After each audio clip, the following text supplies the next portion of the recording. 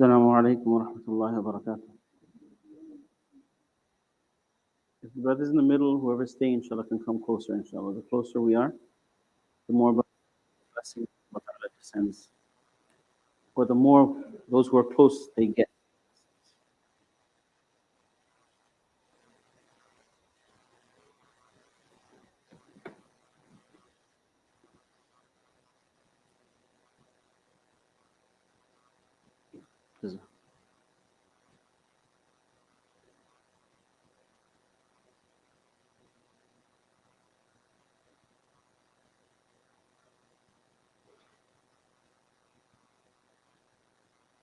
So we were on Surah Al-Mujadilah. That's the first surah of the 28th juz. And we already recited the first 6 ayat. And we gave tafseer, but there's still much to be said. We didn't translate the verses. So I'm not going to recite it again. Inshallah, you can access the reciting and the recordings, inshallah. So we can go straight to the tafseer, inshallah. أعوذ بالله من الشيطان الرجيم بسم الله الرحمن الرحيم. Allah Ta'ala, just to recap the story very quickly. There was a Sahabiya by the name of Khawla bint Tha'laba, and she came to Rasul sallallahu alayhi wa sallam complaining. You can say complaining is completely fine, and more the proper appropriate word would be pleading to Rasul sallallahu alayhi wa sallam and asking him, and this was persistently trying to persuade him of something, and that is that her husband Aus radiallahu anhu, he had said some words to her, and in the age of ignorance, ayamul jahiliyyah, these words did have a horrendous effect. A man, if he said, it's called zihar. Arabic term is called zihar. So zihar means back, right? Back. So when a man said such words, right? Such like a person says that a man says to his wife, your back is like the back of my mother. So these basically are words of divorce in the Arab custom of the past, but irrevocable. You can't take it back, and that's it. They're separated permanently forever. Right? You understand? So if you said that to your wife, you're permanently separated. There's no way to get back. So this was the Arab custom of the before Islam. Obviously, this is something completely wrong, something unjust, right? And it's correct, right? It's an evil custom. However, if Nabi sallallahu alayhi wa sallam was not commanded to change a custom, he wouldn't change it. And I mentioned this point, it's a very important point. Rasulullah sallallahu alayhi wa sallam did not come to change the culture and custom of any nation. He only came to change those customs and those customs of those cultures which were changing, which were unjust, which were inappropriate, which were incorrect. Which is why, if you go to Africa, you'll see they're following their customs and culture, but they have the injunctions of Islam that they're following, and those customs of their culture that were unjust or incorrect, those things have to change. Everything else they're following, they're eating their food, they're wearing their clothing, they're following their traditions. Every culture has different traditions. There's nothing wrong with those traditions as long as it doesn't go against any of the laws of Islam. Right? So it's not that you have to change your entire life in the sense that you have to let go of your culture totally and completely. No. But there is a lot of cultural practices in Islam that you do abide by. For a simple example, we have a specific way of giving salam, greeting, Islamic greeting. You shake the hands, make mu'anaqa. You haven't seen someone in a while, right? Because of this way of greeting has been introduced Islamically, so that all other forms of greeting automatically cancel out. But if a person decides to follow other ways of greeting, as long as it isn't against Islam in any way, there's no problem.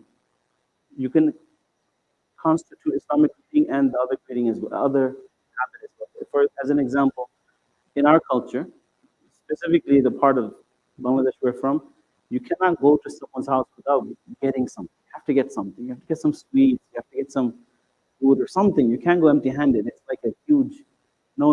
It's not allowed. You can't go to someone's house without. So it's a good custom, right? It's a good custom. However, if if you make it necessary, that's a problem. But culturally, it's like, you can't do without it. So there's nothing wrong with doing it. There's nothing un-Islamic about it unless you make it like fard upon yourself. It's obligation. Then it becomes a problem. So you can do that and still do your normal Assalamu alaikum safaha. Amongst the greetings that some of our cultures have is you bow down, and many of us know this. You bow down, you touch the feet. The problem with this Islamically is because you're bowing down in front of someone. And bowing down constitutes extreme reverence, respect, honor, sanctity, right? And that is only due for Allah. That's the reason why that's been prohibited. Right? That's the reason why it's prohibited. In a similar manner, when we were taking karate classes, sensei would make you bow down. So we'd have to tell them that this is not something we are allowed to do. Because again, it's a sign of respect, honor, but that type of bowing down is solely and strictly for Allah Ta'ala. And this is also why the nations of the past actually had this. They actually had this. And most of the Mufassirin mentioned, the brothers prostrating before Yusuf alayhi salam. You guys know the story? Most of the Mufassirin say it was bowing down. It wasn't really sajda. It wasn't prostration. It was actually bowing down out of respect. You come into the court of the king, you bow down out of respect. So this existed in the laws of the previous prophets, but it was cancelled out in the law of Rasulullah. So again, there were practices this was a practice that was not just, but Nabi Sallallahu Alaihi Wasallam had not been told anything about it. So what is he going to tell her? And the story goes like this in all the Tafseer books. She came to him and she said, Ya Rasulullah, he said this. But he didn't mean it. I love him so much. I'm old now. We have kids and this. And he's like, look, he's haram upon you. You guys can't get together. And she went again and again and again. It's like, I can't do anything. I haven't been told anything. The ruling is the ruling as it was before. There's nothing, I haven't been informed otherwise. So Aisha radiallahu anha was there too. She's like, enough of your complaint. You're persisting. I like to say that word. That's the better word to use. Others say you're arguing and debating. This is not really a debate and argument. From here, you have feminists who say, look, the wife can argue with the husband. La hawla wa la quwwata illa billah. You can also say that's why Nabi Sallallahu Alaihi Wasallam said majority of the women will be in the hellfire because of their tongue. Right? Nabi Sallallahu Alaihi Wasallam, when he said that, people have a problem with that hadith. Say it's what misogynistic. No, it's a fact. Women tend to complain, argue, debate, right? And those that aren't, those are the ones that are most virtuous. Allah has said this. In the same way, men have evil traits, but those who refrain from those evil traits, men will also go to Jahannam because of two organs. Insan in general, Nabi Sallallahu Alaihi Wasallam says the tongue and the private part. These are the two organs that will commit the most sin. Nabi Sallallahu Alaihi Wasallam said, if a person can give me guarantee of these two organs, I give him guarantee of SubhanAllah. Think about that for a minute, right? Most of our sins are because of these two organs. The private part because of zina, and the tongue because of the lies, the backbiting, the gossip, and this and this and this. So men also. Anyhow, that's when she said, Ya Allah, you're talking, you're talking, she's requesting Nabi Sallallahu Alaihi Wasallam, do something, please do something. He's like, I can't do anything. If I didn't tell me, what am I supposed to do? It's done. It's a done deal. Then she also would say, Ya Allah, you do something. Ya Allah, I complain to you, do something. This is why the whole surah is called Surah Al-Mujadilah. And the word Mujadilah comes from the word jidal, to debate, to argue, and in this case, to plead. She again, persistently, she was pleading to Nabi Sallallahu Alaihi Wasallam, please give me a solution. Please tell me what to do. Anyhow, after some time, that's when Allah Ta'ala revealed these verses. SubhanAllah. Allah Ta'ala revealed these verses, and we're going to read the verses to you. And I want to go over just a few quick lessons before we start, because once we start the translation, there isn't much tafsir.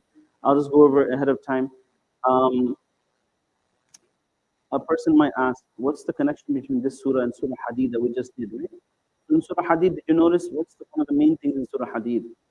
In the last page, they spoke of monasticism, right? The monasticism, when you go and you become a monk. So people did it with good intentions, but Allah did not ordain to do such things. And therefore He said, no problem, just make sure you do it properly. They didn't do it properly, so Allah said, that's it, don't do it anymore. What Allah Ta'ala has not ordained, then don't do it, don't bring it onto yourselves. So So from here we learn a big lesson that if Allah Ta'ala didn't make something fard on you, don't make it fard on yourself. Because when you do, there are penalties. When you do, there are penalties. So Allah cancelled out this monasticism, but gave us a lighter form of it, which is what? I'tikaf. Right? In the same manner, in this surah, Allah Ta'ala says, look, Allah Ta'ala did not ordain this practice of zihar. So don't do it. But listen carefully. Achha, what's the lighter form of this? Is there, we're all not Catholics that, you know what, the only way out is maybe one kill the next one. Historically, that's what happened. They couldn't divorce.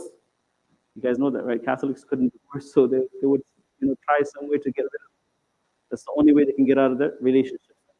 Not that rigid also, in the sense that divorce is the worst thing that a person can utter, but it needs to be. So, it is something that's legal, it's something that is horrendous, something that is disliked by Allah, but when it is needed, it can take place.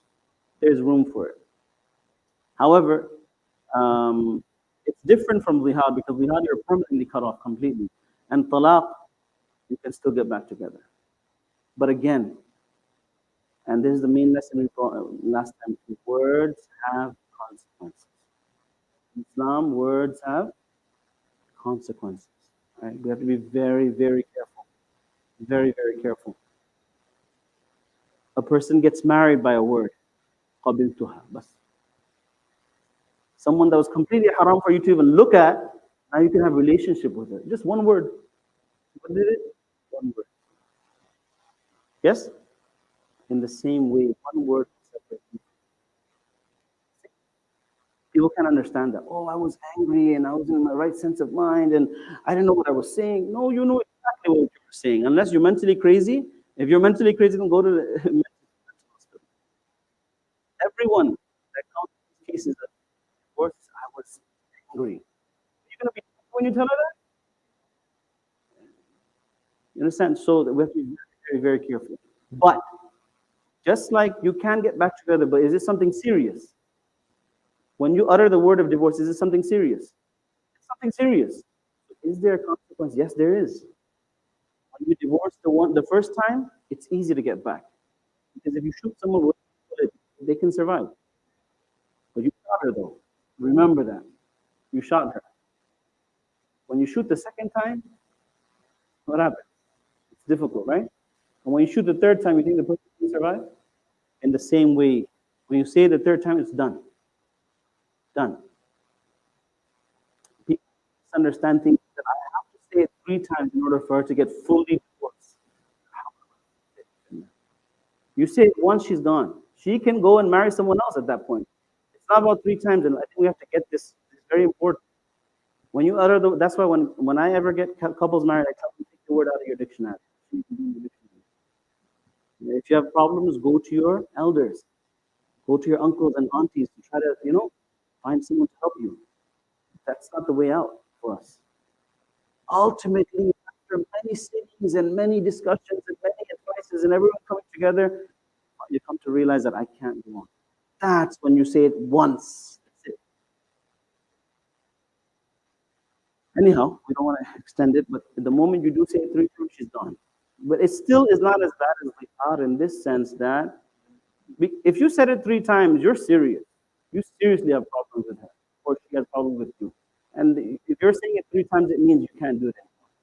Right? That's the last final stage. Then you shouldn't even think of getting back together if you're going to say it 3 times already. It means I'm done with you completely, finished. And that's exactly what 3 times does. She's completely done. The only way to get back, there's no way. But if she gets married to someone else and he willfully divorces her after consummating the marriage, after relation, then only can the person get married. And this is not. It's not a. What you call it? It's not a business we can open and say, you know what, let's try this out.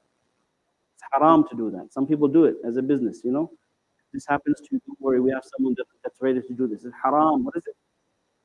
People like to call it the halala. We tell you, but it's haram.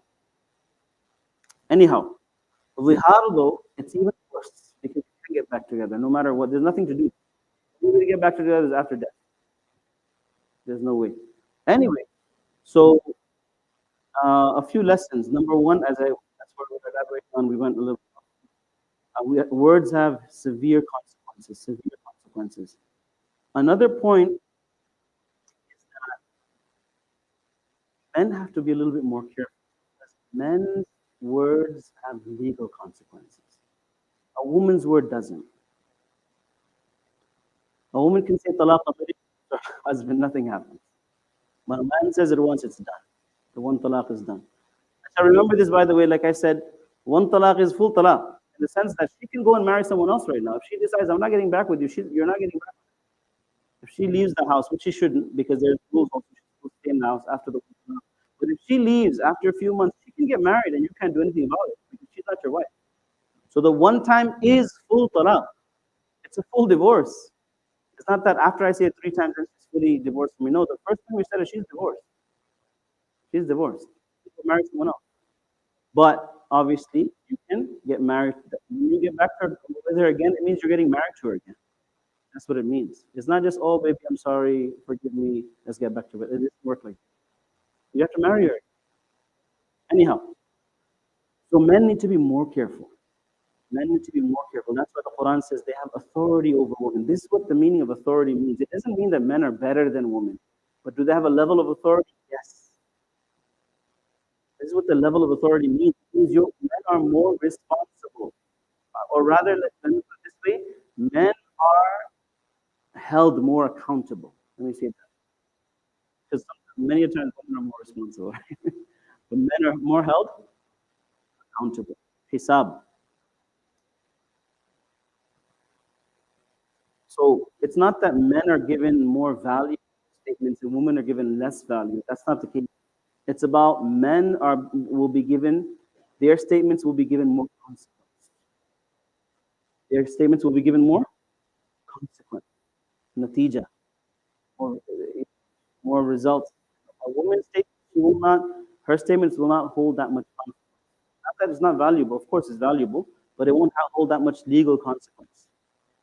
And one of the reasons women also agree, emotional, right? They'll say a whole lot of things. All the men that are married, they'll say so many things and they won't mean any of it. In the end, they'll say, I didn't mean any of it.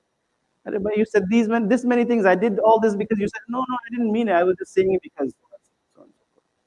And that's the reason why. This is the reason why Allah's deen is full of wisdom. This is the reason why their statements don't have that consequence. Because many a time women say out of emotion, they don't mean it. But when a man says something, he through. He thinks it a few times over before he says it. This is the reality. Women know this too. The wife won't agree. 10 years later, she'll tell you were right. You were right. Right? And she won't tell you, she'll tell someone else. Anyhow. So that's the next lesson, that we have to be very careful, especially men. Their words hold more accountability. And this is why men should have more control over their tongue. So another point we mentioned, Islam has come for justice. Just like you saw in the example of monasticism, and here you saw an example of zihar. A person might ask, I answered this last week also, why was this practice not completely abolished then? So the answer is, it was abolished.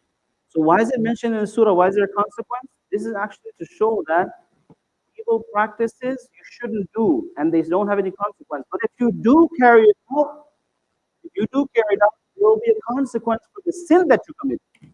It's the sin that you committed for which there's a consequence. Not the fact that you said those words and those words had an effect. Therefore, the masla is still active. It didn't cancel out. The masla did cancel out. The consequence is because of the sin that you committed, of disobedience of Allah's command, that don't say these type of things. And a simple example is you throw you break a window, you still have to pay for it. Even if you make tawbah, ask for forgiveness, you still have to pay for it. So if you say these terms, they do have a consequence, not because of the terms that you committed. And from here, sometimes when a person will come to the ulama and say, I committed this, they'll say, okay, give this much sadaqah. Is it in the Quran hadith that you have to give a certain amount of sadaqah for every single type of sin? No. But the alim will look at you and see, based on your situation, okay, do this. So it's not completely based on this. And this is a consequence. Like I would say, every time a person, it's not sunnah. It's not sunnah. It's just like a prescription. He would tell the person would say, I keep committing this sin. I make tawbah, but I keep doing it again. So the alim told him, okay, fine. Every time you commit this sin, you have to give $100 in salah. And you might say, okay, I'll give it inshallah. No. Here's a jar. You put it here. I know that you're giving. So this is just like a prescription, right? Prescribed by the ulama in order to correct some of people's behaviors. Anyway, another lesson, if you will, are men and women different, as you can see from here, from these what we mentioned? So I said, yes, of course they're different. They're not the same. However, in taqwa, one can excel the other. In taqwa, in righteousness, in piety. Men hold a higher degree. I told you already. They have a higher degree. الرجال قوامون على النساء. But higher degree in what? In what? In responsibility. Responsibility. Men have a higher degree. Because they're responsible financially. And in terms of upbringing, that's why they have the right to make rules and laws in their house. And they have the right to be followed and listened to in the house. And on the day of judgment, they will be held accountable for the family. A man will be asked about his wife and kids. And a woman will be asked about her husband in his house. So this system, traditional system that we have, it's Islamic. In contrast to the modern system that you have, men is also going to work, women are also going to work, and the kids are being babysat. All this type of this, the traditional system we have back home, this is the Islamic system. Anyhow, these are some of the lessons.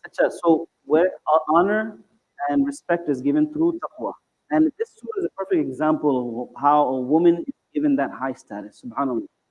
And from here, I want to give you a beautiful story of Umar radiallahu, and then we'll go to the translation and we'll finish up, inshallah. There's a beautiful story. Okay, so once Umar radiallahu, he was on his way. I mentioned the story last week, but instead, he was on his way with some of the Sahaba when he came across a woman who stopped him. It was a big group of Sahaba.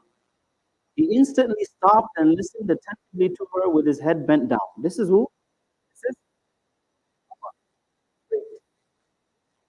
feminists hate him. Feminists hate him. Why? Because laws of hijab were revealed through him. Right? And he was the one that said women should pray at home, not in the masajid.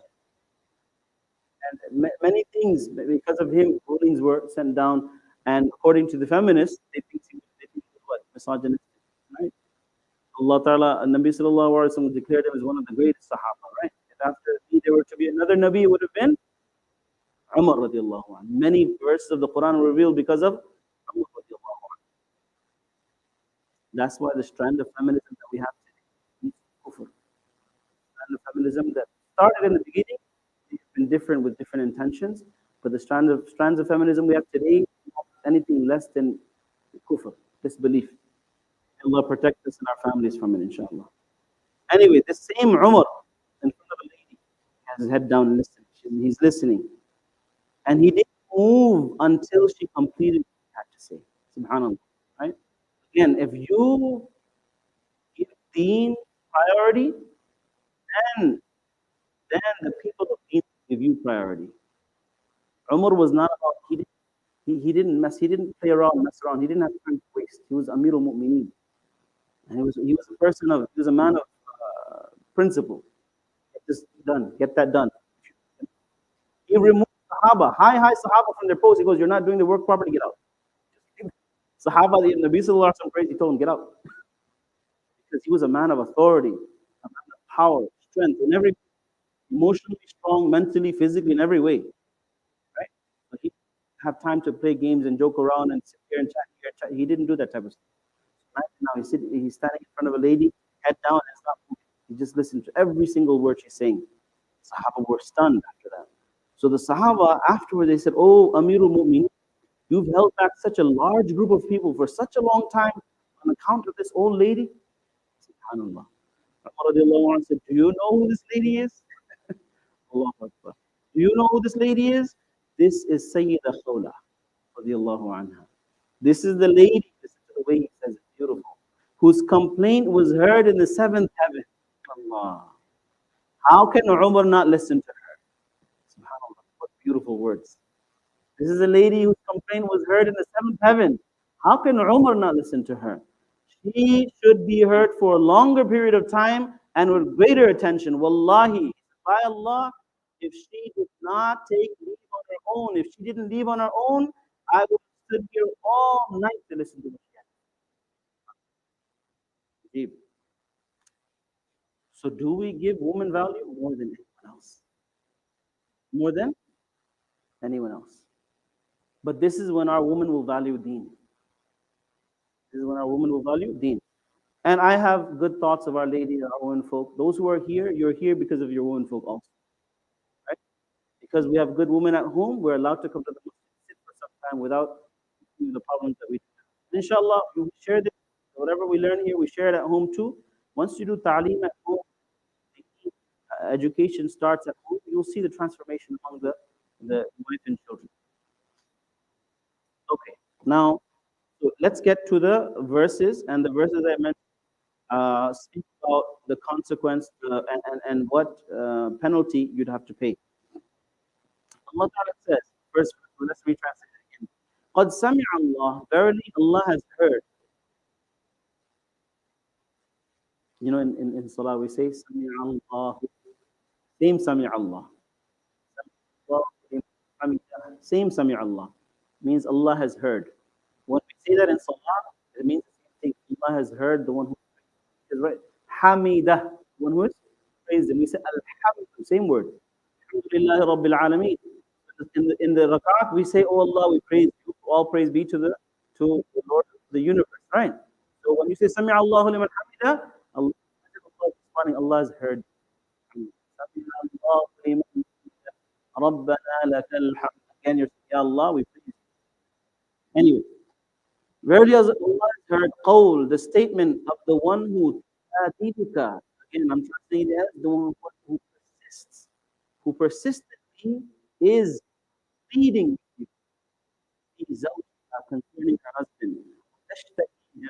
When you don't respond to Rasulullah, what does she do? Tashtaki, shikayat. Then she complains to ilallah. She complains to Allah also. Wallahu yasma'u tahawurakuma. Allah has heard. Same word. Wallahu yasma'u. He hears tahawurakuma, your discussion. Again, the story behind this is what Ma'aisha radiallahu anha said. I was sitting there in the same room to hear them. And Allah from the skies, Allah Ta'ala has heard them, you know? Subhanallah. So Allah is Sami'un. Allah is all hearing, all seeing. Then Allah Ta'ala goes to that. He doesn't mention the whole story here because the main objective of the story is the ruling. So the next whole page is about the ruling. Among you that follow this masala or utter these words of zihar min nisa'ihim, from your wives or from their wives. Listen carefully. He's saying, they are not their mothers. What Allah is trying to say is, when you compare your wife to your mother, first correct your aqidah, correct your belief, correct your understanding. They are not your mother, so why are you comparing them to your mother? Now, it seems like something simple, but a major lesson is often here that when a person commits anyone, you don't just go blast at them and say, okay, now you're gonna, this is your penalty, punishment. Explain what the wrong was. Explain the wrong that they did. Anyone that commits wrong, explain to them, right? Don't just go emotional and start, bashing them. Even in today's time, I've been listening to some of these interviews nowadays. So subhanAllah, the best interviews are those that a person explains. Now the person, one side is wrong, now this guy's just arguing.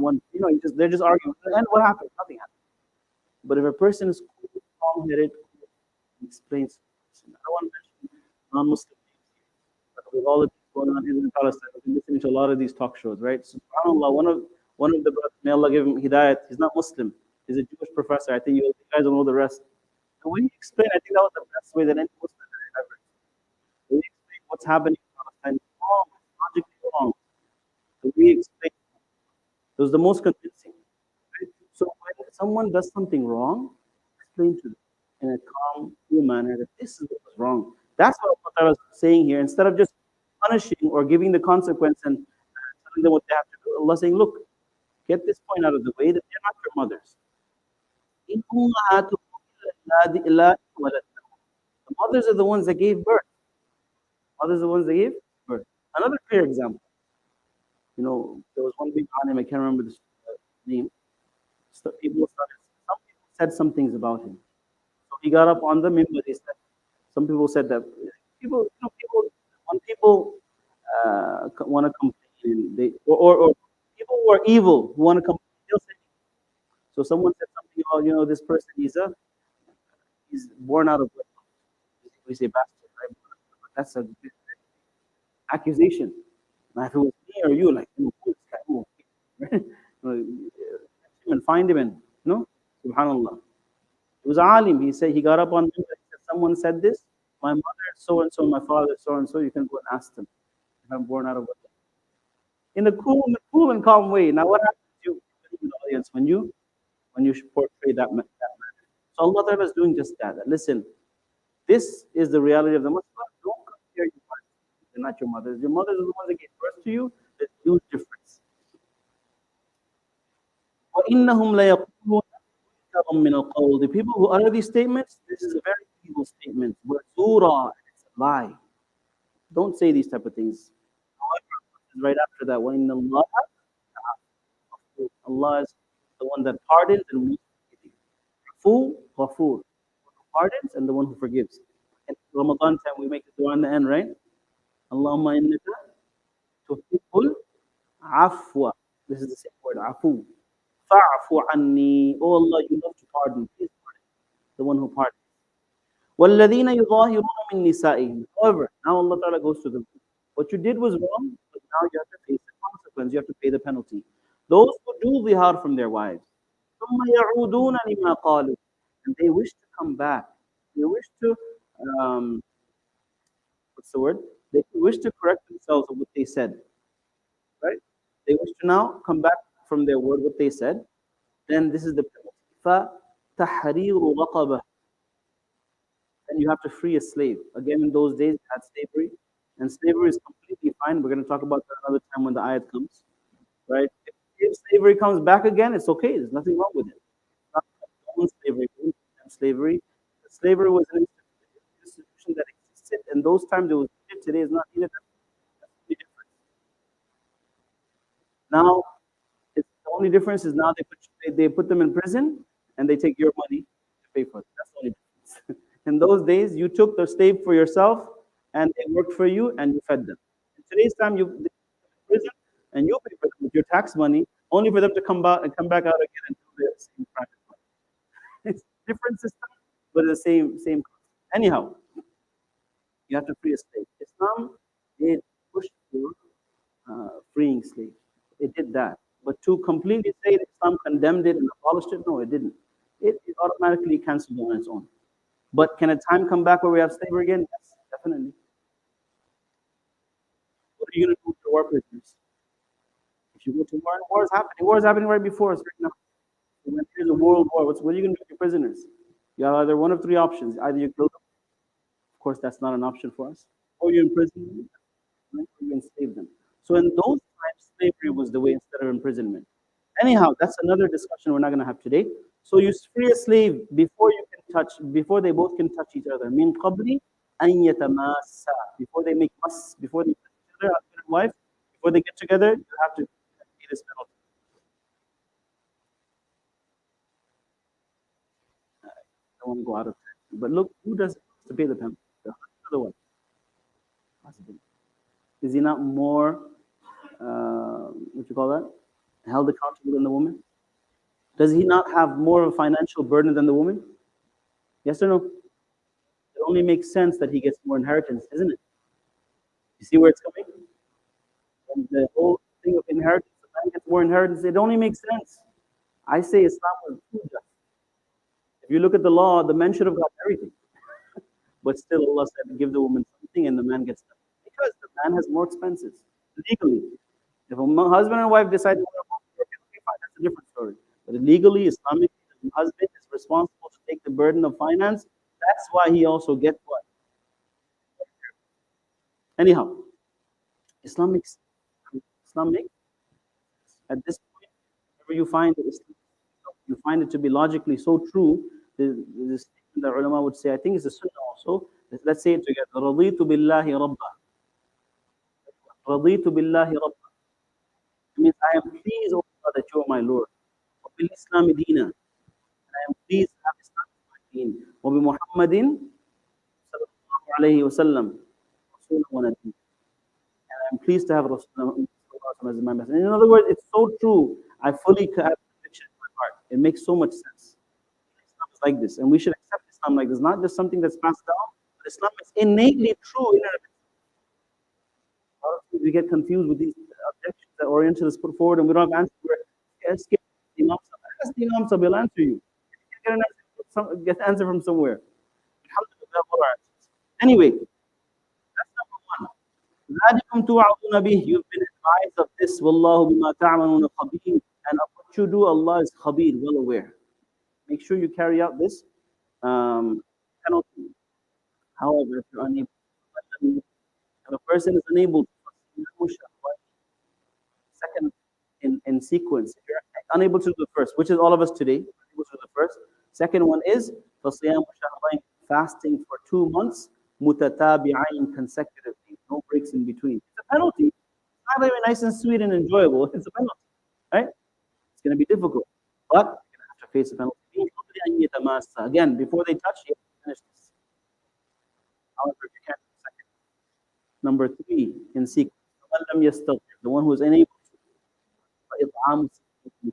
then he must feed 60 destitute people, poor people. The amount in is 2 meals, right? You can either feed them all at once until you're well off, or you feed them a little bit. But until then, you cannot touch. ذَلِكَ لِتُؤْمِنُوا بِرَسُولِهِ. This is to really believe in Allah and His Rasul. It's to show that a person might say, why? That's fine. You can ask why. If you want to inquire, what's the reason? But don't ask why to doubt or to object. Why do I have to do this? That's not the way to ask questions. Ask to know, to understand, no problem. But accept that this is the ruling. Allah said it. This is the sign of Iman. Allah said, I believe it. I want to know why. Inshallah, there's a reason. I want to know, no problem. But I'm not asking to object, reject, or to reject. I'm asking to know. That's fine. So this is true. Allah said something, just follow it and do it. No problem. This is the real sign of Iman. ذَلِكَ لِتُؤْمِنُوا بِاللَّهِ وَرَسُولِهِ. That's one tafsir. Another tafsir is a little different. I believe it's ذَلِكَ لِتُؤْمِنُوا بِاللَّهِ وَرَسُولِهِ. This is to show that you have Iman in Allah and His Rasul. That you will carry these things out. Are they difficult? Yes. A person might say, I just said a word. I just said a sentence. I have to be such a big penalty. You have Iman. Your Iman will demand you. Allah said it must get done. Don't object.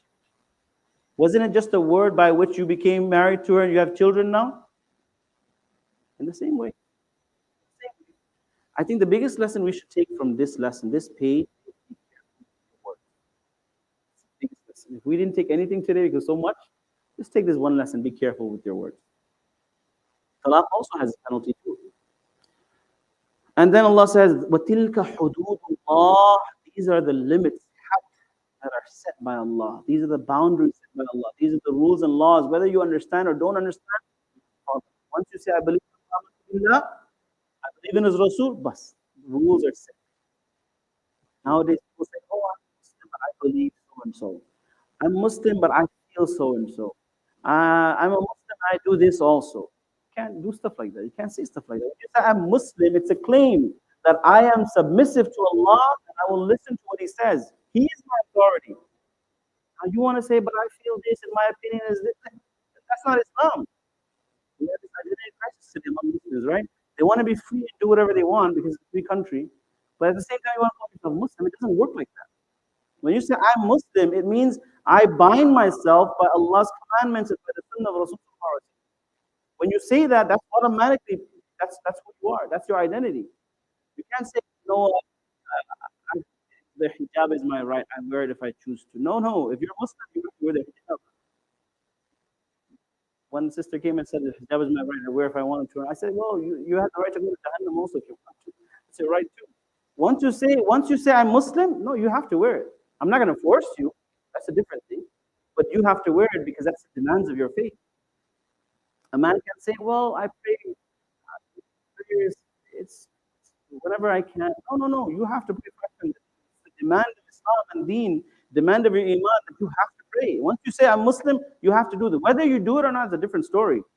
But don't try to change the story saying, well, I'm not so religious. I pray when I get the chance to. No, that doesn't work like that.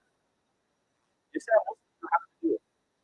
Anyhow, ذلك لتؤمنوا بالله ورسوله وتلك حدود الله وللكافرين عذاب أليم. And for the disbelievers is a painful punishment. If a person rejects any ruling of Islam that's mentioned in the Quran directly, automatically is not Muslim. Automatically. And we all know this.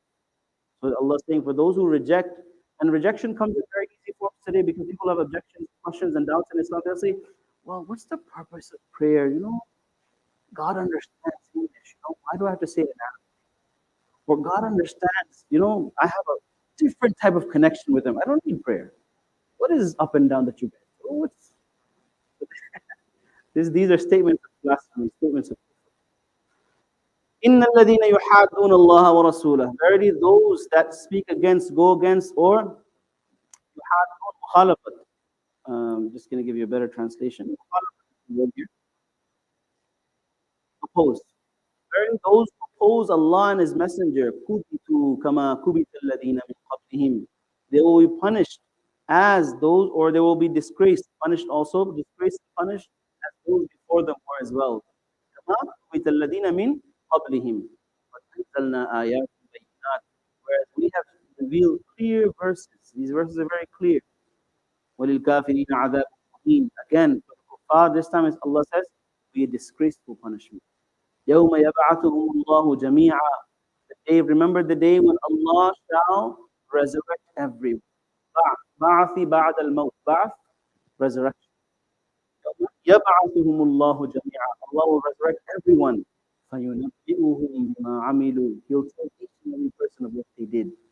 SubhanAllah. How scary this is. It's scary in the sense that it should give us a sense of hisab, accountability. That what I said to my wife, Allah will ask me. What I said to my co-workers, what I said to my boss, what I said to my children, what I said to my brothers, Allah will ask every single word. فَيُنَبِّئُهُم بِمَا عَمِلُوا. نَبَّ, to give khabar. Allah will inform every single individual. You said this, you said this, you said this, everything held accountable. So this is also like a training for us. Dunya, if we want to be accountable, inshallah our akhirah will also be, the accountability will be easy. And for this is the dua also. Anyway, Allah says the next part, Ahsahullah. Allah enumerates, He records everything. Meaning with the angel, everything is recorded, every single action, every single statement is recorded, and everything will be weighed and mawzoon, everything will be held accountable for, every single statement that we made. Allah recorded it, preserved it. When say and you forget. Sometimes we see couples, we deal with couples that are married. What happens?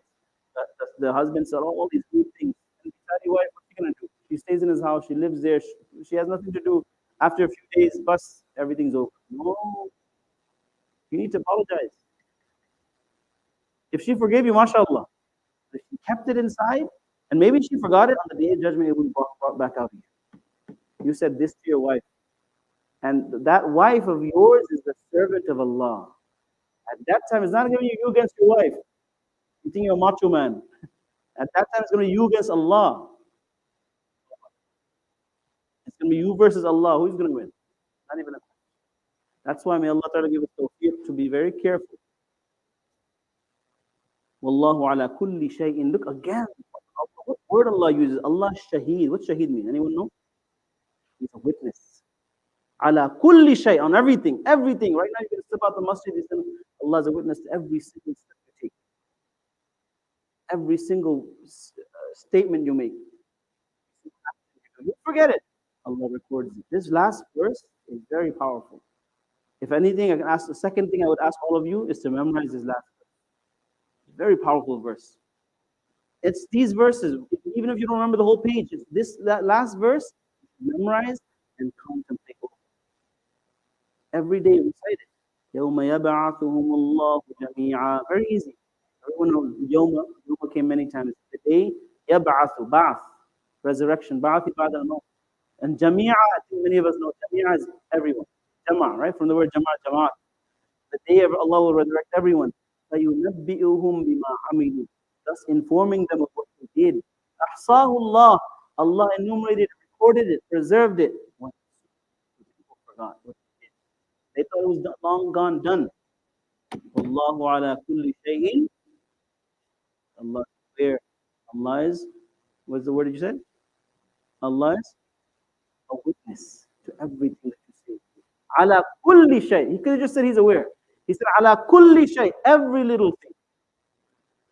May Allah Ta'ala give us tawfiq to hold ourselves accountable. There's a beautiful dua I want to learn. I'll say it once, twice, and then we can go back to the recording and learn it. And some of us know the dua. But this dua is from the sunnah Nabi Sallallahu Alaihi Wasallam taught us to make our hisab easy. Allahumma, everyone repeat after me. Allahumma hasibna hisaban yasira. It means, oh Allah, make my hisab easy. Make my accountability easy. Allahumma hasibna hisaban yasira. 2 steps, very easy steps to take. 3 steps to make your accountability easy. Step number 1, be careful of people's rights. Fulfill them. Especially the spouse. We abuse our spouses the most, more than anyone else. Because we're garwali hai na, right there, so we don't even worry. Number 1, right? And similarly, our co-workers and everyone else, but most important one is our wives. Similarly, the wives who are listening, if there are any listening, your husbands also be careful. Fulfill the rights of each other. That's the number 1 thing, number 1. Similarly, rights of people, because Allah won't forgive those things. I told you this before. One brother objected. He said, brother, how can you say Allah? No, Allah won't forgive. That's not for him to forgive. That person has to forgive you. That's number 1, right? Fulfill people's rights. Number two, our ulama say, take a hisab kitab, book. Keep a little book with yourself. I would say do it on your phone, but it doesn't work. Your phone, you lose a message, you know where you kept it. Small book, not in your pocket, in the drawer, the dress drawer right next to your bed. And every night you're going to take it out, you're going to have your Quran there, maybe a Durood Sharif and a dua book, and you should have this accountability book. Before you go to sleep, write those things that you did that day. I did these 20 things. And then account yourself. Make accountability of yourself. We all keep accounts of our money, isn't it? We should keep account of our actions too. I did this wrong. I did this wrong. I did this wrong. This was a waste of time. This was a good thing. And the next day, fix those things. If you can't right there and then fix those things that you. And the next day, you'll know, hey, I wasted my time doing all of these things. I usurped this person's right. I said this person, he looked like he was offended. Let me call him right away. Before you go to sleep, call him. Brother, I said this to you. If I offended you, if I did, I'm sorry. That's not what I said. Please forgive me. Too sweet. Forgive me. I'm sorry. Well, that's not it. That I'm sorry and please forgive me will feel hard for 1 second. It'll take out hundreds of years of Jahannam from your, from your future. Allahu Akbar. I'm sorry, please forgive me. Right? Second. Number one is keep your account straight with your relations, right? Especially the wife. Number 2, hisab kitab. Make your own so you get accustomed to it. So on the day of judgment, when Allah brings your hisab kitab, like, yeah, I know this. I did it myself. And number 3 is this dua. Allahumma hasibna hisaban. Tawfiq. وآخر دعوانا الحمد لله رب العالمين سبحان الله وبحمده سبحانك اللهم وبحمدك نشهد أن لا إله إلا أنت نستغفرك ونتوب إليك. I apologize, I never give you guys time to ask questions. So, inshallah, you can ask questions after you turn the mic. You can ask questions while you enjoy the tea and samosa, inshallah. May Allah bless the brothers of Hamza and those who make that effort to get the samosas all the time and drink the tea. MashaAllah, the uncle's also waiting, so you guys can drink quickly so you can close the masjid also. He wasn't sabza, inshallah.